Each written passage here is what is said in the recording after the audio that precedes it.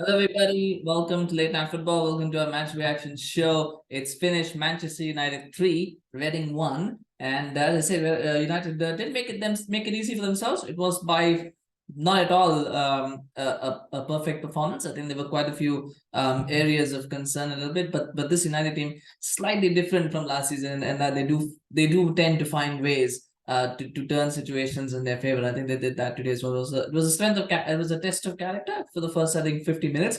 Because oftentimes, and this was something that was running through my head as well, like it's 0-0, a team is playing with a low block and they're getting frustrated, and then suddenly a fluke goal goes in, something happens, and then it's 1-0, and suddenly United just go on and lose the game. And it almost happened. 45th minute, Malacia, I don't know what he was trying to do there, chesting the ball down in the area, and the Hoilett would have probably been disappointed that he didn't finish that off. Had that been 1-0, God knows what would have happened after that. But it was good defense. I mean, people say it's good defending. I think it was just a good plan from Paul Ince. I think in terms of what he was trying to do, you do need a little bit of luck to execute this kind of game plan, where you're trying to sit deep, where basically just absorb pressure. Because a good defense, and this is where it comes in, a good defensive performance is when you don't let the opposition have shots on goal, or you don't let them, get near your goal. United were getting near the goal. The only issue was that the finishing was a bit wayward. Sometimes the final ball was a bit wayward. Sometimes, and at times when they would get the shot, there was like 4 or 5 people in front of them blocking it off. So that was there from Reading, and I think that was the game plan. And I think the idea would have been try to get to 70, 75 minutes, keep it 0-0, maybe 1-0, and then we'll try and see what we can do at that point. But the second half comes, and it all changes because of Casemiro, and that is the start of the pass from Eriksen is good. It's a crossfield pass, it's very good, and then it comes to Antony, and we're saying about this Antony. I still think Antony is too one-footed. He still is, but he's got a wonderful left foot. He really has got a wonderful left foot. Though whatever you might say about his right foot, and I saw him hit a shot with his right foot, and I was actually going to say that's why he never uses his right foot, because that shot was such a bad shot from the right foot. But that left foot though is really good. It's a shame he doesn't. He always looks to cut in and try to get shots, because he actually has good delivery and he's good, skill on the ball. So he can pull weighted passes in. He just doesn't do it that often. But he did it here with a nice little weighted pass for Casemiro, and Casemiro finishes really good. Sitting finish. Oftentimes you see players try to side foot it, and then the goalkeeper saves it, or something happens. But he actually has the presence of mind to go over it, and it looked very good. And it's 1-0. And I did have a feeling 1-0 will become 2-0 very quickly. In these sort of games it happens, because the team suddenly has been defending for 55 minutes. Now you got to go and attack. You've got to change your whole mindset. It's not that easy to do, and sometimes you can get caught out, and that's what happened. They got caught out. It's a very harmless ball that comes out to Fred, and then Fred just lays it off to Casemiro. And I think Casemiro is just taking a shot. He's basically saying, yeah, okay, whatever. I don't think he was expecting it to go in. I don't think anybody in the crowd was expecting it to go in. It just goes past the goalkeeper. I think the goalkeeper should be doing better. I think he should be saving that. There might be the thing, there's a slight deflection. There might be thing that he's seen it late, but I still feel he should be saving that, because it is more than enough time. It's not hit with any kind of power. The precision is really good, but I mean, if it's not, I mean, I'm assuming that the deflection made it very precise, but still you expect him to have enough time to kind of breach it. But it was a good finish. It was a really good finish. It's a nice little technique of that curved ball, and it's 2-0. And at that point, you felt it was game over. It should have been game over, really. And then Ten Hag starts making substitutions. They get a third, and the third one is really, really good as well. It's 3 good finishes, by the way. Fred also is a very good finish. It's just a hooked, like a flick into the goal. Again, probably goalkeeper should be getting caught out from that, but you can just get the benefit out of it. He kind of surprised the goalkeeper will finish like that, and it's 3-0. There was talk of offside, and didn't look offside to me at all. It was like that's not offside, and it's 3-0. And at that point, then the changes start happening. I thought Ten Hag got a little bit too comfortable with the changes, because he took off Casemiro, and he took off Eriksen and Bruno, and the new midfield became Fred, Menu, and I believe that was it, Fred and Menu, and then Malacia and Antony. And Antony kind of played as a centre forward. Like it was almost a 4-4-2 or a 4-4-1-1, with Antony sort of being the in-between striker and the midfield. And I think that was a little bit of a bold move. And as Ten Hag said, 3-0, 10 men, we can see this out. Let's give some game time to certain players, and then they got caught out for that goal.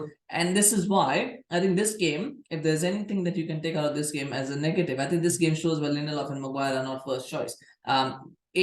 They're not as good on the ball as Varane and Martinez are. Maguire in particular, I think he just slows the game down so much. I've been saying this. Maguire's slowness, a lot of people think slowness is slowness of pace. It's not slowness of pace with Maguire. It is slowness of everything. He's slow on the turn. He's slow to think. He's slow to react. He's slow to, to make a pass. He's slow to kind of anticipate. His slowness is everywhere. He's slowly starting, and slowly, but he's starting to improve a little bit. Like I can see a little bit of the pace, but he's so far behind everybody else. I think it's going to take him a very long time to get up to that level, if he will ever get up to that level. So that's the issue. But on that goal, again, Maguire gets caught out, Lindelof gets caught out, both of them kind of like, I don't know who they're marking. I think Maguire isn't as much at fault for this one, because I think he was being blocked up by one of the players, so he's already marking. But somebody's got to pick him up, and I think he just gets in between the two centre halves. He gets in between Lindelof and he gets in between Maguire, and it's a free header for him, and it shouldn't be. That shouldn't happen, right? And Menge shouldn't be getting a free header like that. It should definitely be one of them marking. But I mean, that, it makes it 3-1. It makes it a bit missing. I think Ten Hag will be disappointed. I'm disappointed as well with that goal, because I know it's nitpicky, but sometimes the clean sheets are clean sheets. You want to keep them, and you want to not be in the habit of getting clean sheets no matter what, because there will come a time when it will be 1-0 and you're trying to keep a clean sheet. These kind of sloppy goals don't help. So that's something, but it's a minor guy, but something to keep in mind. The Rashford goal, was that offside? I think it was offside. I mean, it should be offside. We see that's the law. Right? The letter of the law says that it's offside. It's offside. Whatever the technical things about it, whatever the aesthetical things about it, the fact it's an offside, and we've seen those given offside. In fact, as soon as it went in, I was like, that looks. I mean, I was surprised that wasn't flagged offside, because Weghorst looked offside to me when the pass was made. Just from far away, and I was like, that's not called offside. So maybe I saw it wrong. But it was offside, yeah, for sure. I did like Weghorst's game as well, by the way. I like Weghorst. I think he offers something different, and not in terms of a striker, but the fact is, a number of times that he wins the ball back is just incredible. You watch that game again, and especially in the first half, you see the number of times that Weghorst wins the ball back or makes interceptions or tackles. It's incredible what he brings to the side. He's not going to get 10 goals. I don't think he's going to get 10 goals. No, he's only half a season, so I don't think he's going to get 10 goals in that half a season. I don't think he's going to get that number. But what he will give and bring is somebody who's very energetic and somebody who can lead the line in a different sort of way, and lead the goal scoring perhaps to the likes of Bruno and Rashford and Antony, and as it turns out, Casemiro as well. So I think that was impressive with him. Antony was good as well. I think he had a good game today, probably one of his better games for Manchester United. Some were saying it's his best game, but I don't think it was his best game. I think there's still other performances. It was probably closer to one of his best performances, and obviously an improvement. And hopefully this is now, because he was pretty bad against Arsenal. So I'm hoping that this is sort of a steady improvement for him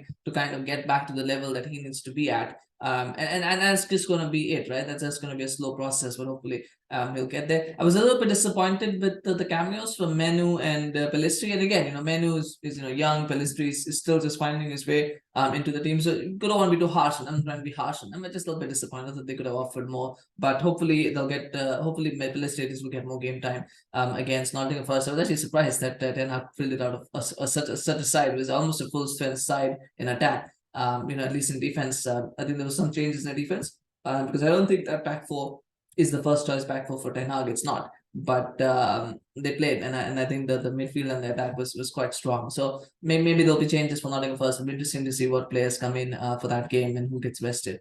But nonetheless, let me know in the comments, what do you think about the game? What do you think about Manchester United performance? I mean, Casemiro was man of the match. I know they gave it to Antony, but to be honest, Casemiro just deserves it. The 2 goals from midfield. I think his midfield play was good as well. I think he deserves that. But let me know who your man of the match is, of course. Smash a like if you enjoyed this video. Smash a like if Casemiro is your man of the match, of course. And do remember to subscribe to our channel on YouTube. We're getting close to 200 subscribers. Please help us cross that mark. And do subscribe. Follow us on Facebook as well, Instagram, Twitter. We appreciate your support so much. We'll be back again tomorrow with more match reaction shows. Some big games coming up as well. So we'll be here to do that. Thank you so much for watching. We'll see you again soon. Bye-bye.